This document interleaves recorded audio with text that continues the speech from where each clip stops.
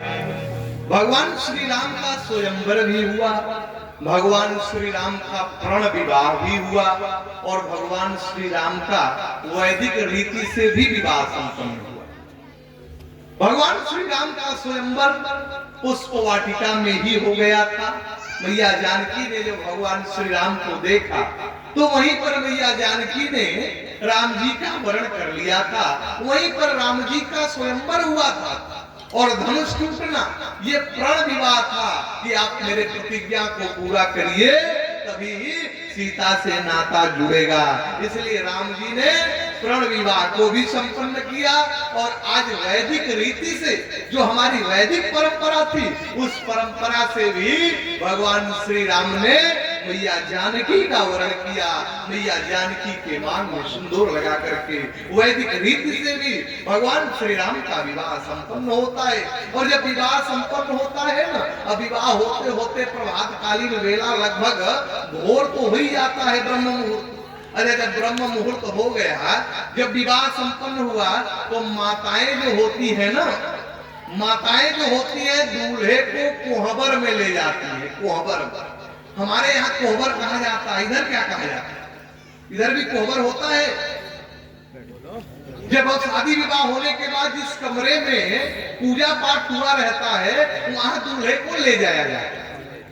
हमारे तरफ की परंपरा है कि उस कमरे में ले जाया जाता है, वहां जाकर के जो माताएं रहती है हंसी मजाक करती है दूल्हे से। यहाँ कुमर कलेव कहते हैं। कुमर कलेव। अच्छा, तो हमारे यहाँ उसको कोहबर कहा जाता है। बात एक ही है, बस जगह जगह की प्रथा बदल जाती है। तो भगवान श्री राम को कोहबर में माताएं ले गई जनकपुर की।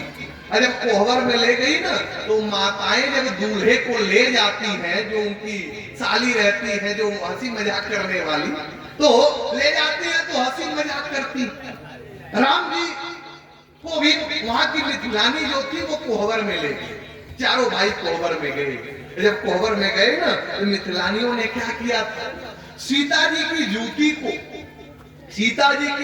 को एक वस्त्र में लपेट करके और एक जगह रख दी थी, एक जगह। अब राम जी जब पहुंचे हैं, अच्छा कोहबर में जो माता ले जाती कहीं कहीं तो गजब गजब मजाक करती। एक जगह दूल्हे को कोहबर में ले गई सब ना, तो जो जिस चारपाई पे दूल्हे को बैठना था उसी चारपाई के नीचे मिट्टी का कुल्हड़ रखा, मिट्टी।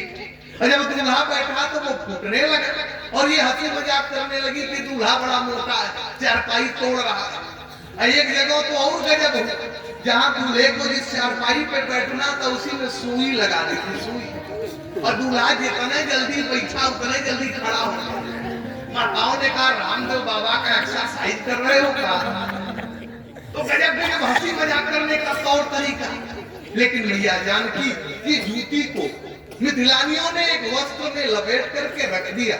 राम जी पहुंचे, मिथिलानियों ने कहा कि राघव यहाँ प्रणाम करो, प्रणाम। वो सब सोच रही थी कि राम जी प्रणाम करेंगे ना तो वस्त्र को हम लोग हटा देंगे तो सीता जी की जूती निकल जाएगी, और जब जूती निकल जाएगी तो हम लोग हंसी मजाक करेंगे, हंसी मजाक करेंगे। राम जी से मिथिलानियों ने कहा कि यहाँ प्रणाम करो। राम जी ने कहा ये कौन है? मिथिलानियों ने कहा यहाँ की ये कुल देवी है, कुल देवी, इनको प्रणाम करो। राम जी ने प्रबंध किए और सब समझ गए। लक्ष्मण जी ने कहा भैया पहली बार यदि ससुराल में झुक गए तो जीवन भर झुकना पड़े, इसलिए ये सब गलती मत करना। राम जी ने नेत्र बंद किया और जब राम जी नेत्र बंद किए ना तो समझ गए, जान गए कि इसमें सीता की जूती है। राम जी नेत्र खोले, राम जी ने कहा देखो यहाँ सीता रहती है तो तुम लोग सीता से कह देना, वो प्रणाम कर लेगी। मैं प्रणाम करने वाला नहीं हूँ, मैं प्रणाम नहीं करूंगा। अब बगल में खड़े थे लक्ष्मण जी। मिथिलानियों ने कहा आप देखने में बड़े सीधे साधे लगे, आप वही प्रणाम कर लो, बात आगे बढ़े। लक्ष्मण जी ने कहा हम कितना सीधा है ना, ये तो परशुराम जी और जनक जी, हम कितने सीधे हैं, लेकिन मैं प्रणाम नहीं करूं। लक्ष्मण जी ने कहा कि जिस चीज का परित्याग बड़े भाई ने कर दिया उस चीज को प्रणाम करने का मेरा कोई अधिकार नहीं बनता है, यह मर्यादा है। लक्ष्मण जी ने कहा कि मैं प्रणाम नहीं करूंगा। बगल में खड़े थे शत्रुघ्न जी। माताओं ने कहा आप ही प्रणाम करो, बात आगे बढ़े। शत्रुघ्न जी ने कहा जहां दो बड़े भाई जिस चीज का परित्याग कर दिए हो तो मेरा कोई अधिकार नहीं बनता कि मैं प्रणाम करूं। लेकिन वहीं बगल में खड़े थे भैया भरत जी खड़े थे। भरत जी के नेत्र से अश्रु की धार पूरित हो रही थी।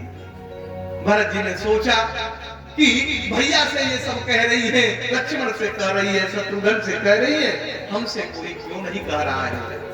भरत जी अपने अंतःकरण में सोच रहे थे, तब तक एक मिथिलानी ने कहा कि आप तो वास्तव में संत हो, आप ही प्रणाम कर लो, बात आगे बढ़ जाए। जिस समय भरत जी से मिथिलानियों ने कहा है ना, तो मिथिलानियों को कहने में विलंब हुआ, लेकिन भरत को लेट करके प्रणाम करने में विलंब नहीं हुआ। भरत जी लेट करके साष्टांग प्रणाम करने। मिथिलानियों ने वस्त्र को हटाया है, उसमें निकल गई सीता जी की धोती, वो सब हंसी मजाक करने लगी। लक्ष्मण जी की आंखें लाल लाल हो गई। लक्ष्मण जी ने कहा भैया आपको सारी भक्ति ससुरारे में दिखानी थी, आपको सारी भक्ति ससुरारे में दिखानी थी। हम लोगों ने प्रणाम नहीं किया तो आपको भी नहीं करना चाहिए था। यदि आप प्रणाम कर भी लिए तो दूर से कर लिए होते। उस समय लक्ष्मण जी ने जब कहा है, भरत जी ने कहा लक्ष्मण एक बात कान खोल करके सुन लेना, इस भरत के जीवन में जितना महत्व राम के चरण पादुका का है, उतना ही महत्व सीता के चरण पादुका का है। इस भरत के जीवन में राम और सीता में कोई अंतर नहीं है। जितना महत्व राम के चरण पादुका का इस भरत के जीवन में है, उतना ही महत्व मेरे भाभी के चरण पादुका का है, क्योंकि राम और सीता में कोई अंतर नहीं है। क्योंकि गिरायर जल बीच सम कहियत भिन्न न भिन्न अपंदहु सीता राम पद जिनहि परम प्रिय खिन्न। तो भरत जी के जीवन में राम और सीता में कोई अंतर नहीं। इस प्रकार से भगवान श्री राम की कोहबर की लीला होती है। अब यहाँ पर जितने बाराती गए हैं, विदेहराज जनक का इतना प्रेम है कि दशरथ जी तो आना चाहते हैं, लेकिन जनक जी रोज हाथ जोड़ करके रोक लेते हैं। जनक जी कहते हैं कि महाराज एक दिन और रुक जाइए, एक दिन और रुक जाइए। ऐसे करते करते धीरे धीरे महीनों बीत गए हैं। जनक जी का इतना प्रेम है कि दशरथ जी मान जाते हैं।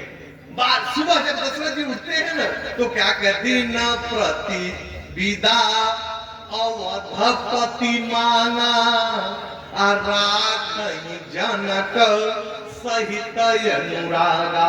जनक के अनुराग और प्रेम के कारण दशरथ जी रोज रुक जाते हैं।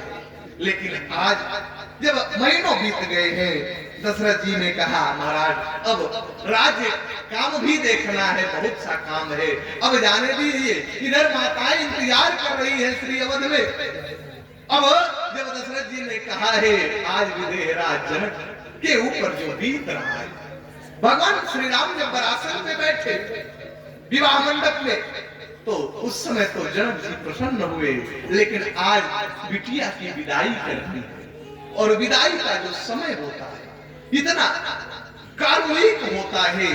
विदेहराज जनक आज जब सीता जी की विदाई करनी हुई है, भगवान श्री राम गए हैं भैया सुनैना के पास।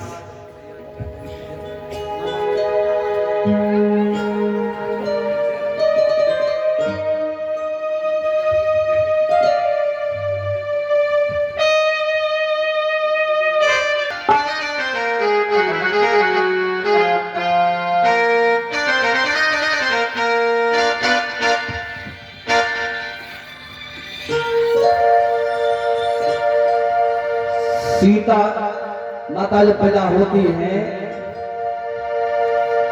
तो राजा जनक की आंखों में आंसू आ जाते हैं और अपने पिता की कौड़ियां भर के और हृदय से लग जाती है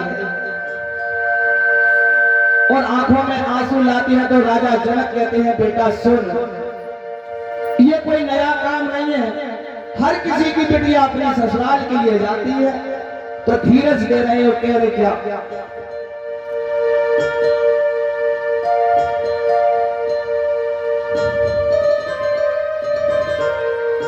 ओ मेरी बेटिया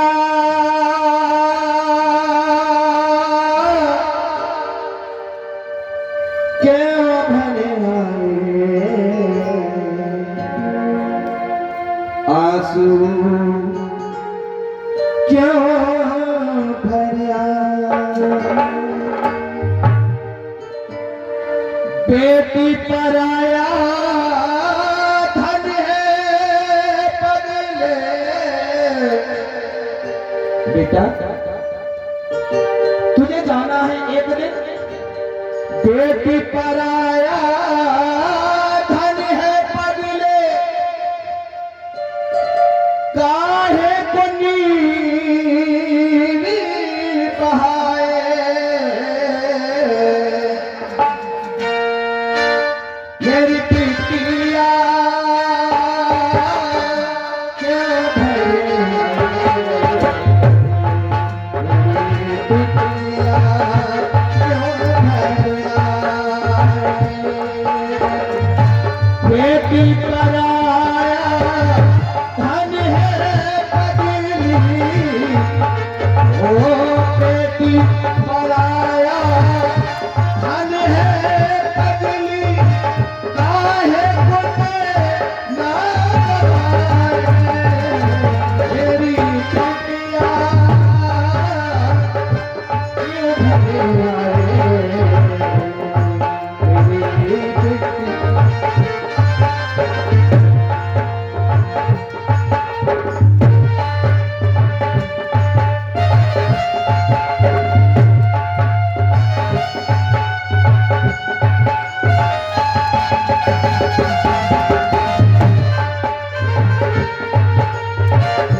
कह रहे सुन,